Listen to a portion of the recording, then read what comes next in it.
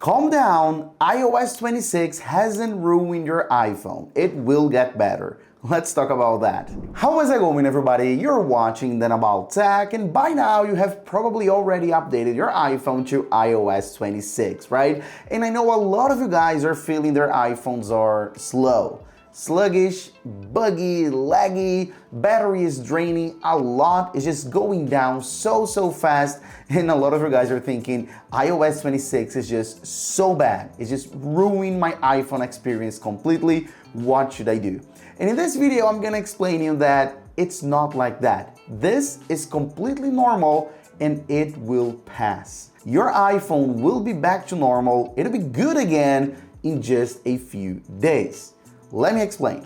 What's going on right now is mainly because of optimization in the background, which is something completely normal that happens on every single software update, especially on the big ones, on the major software updates like iOS 26, and not just for your iPhone, but also for your Mac, for your PC, your Android, for any device for that matter. And when I say optimization in the background, I'm talking about reindexing files and apps, updating database, updating settings. So iOS is doing all of that in the background. We're not seeing, but this actually is demanding a lot from the CPU, from the chip, and of course, from the battery as well. So that's why you feel like your iPhone is slow, even though there's nothing going on really, but there is a ton going on in the background. On top of that, when we have a major new software update like iOS 26, we suffer from incompatible apps.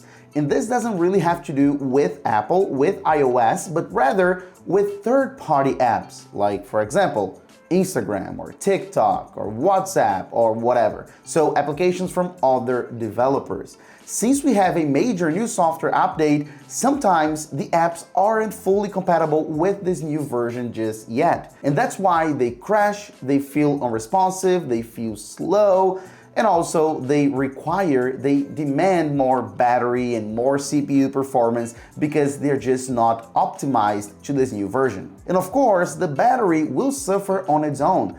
After a software update like that, there are a ton of checks that iOS will run, including battery checks and including battery calibration as well. So it'll take a while until your battery is back to normal. This whole process will actually take from 2 to 5 days. Right now, in the recording of this video, it's not even 24 hours past the release of iOS 26, so not even one day. So it's completely normal that on this very first week, we will suffer from slowdowns, from hiccups, from lagginess, and of course, battery drain as well.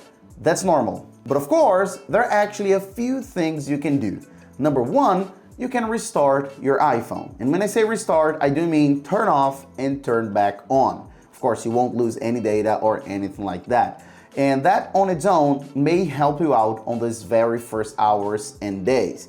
If it doesn't help, you have the second option, which is reset your iPhone. So then you can go ahead, back up your iPhone while in iOS 26, reset it to factory settings so you lose everything, but of course you can recover it with the backup that you have performed. If you don't know how to do this, I'm gonna have a card link in the description. I'm gonna show you step by step how to do that. And of course, we have the final option, your last resort. And I know a lot of you guys are gonna say that. They're gonna say, Daniel, my iPhone is not a little bit slow. My battery is not a little bad, and it's not a little buggy. It's unusable. It's really bad. I can't use it. It's just like make me insane.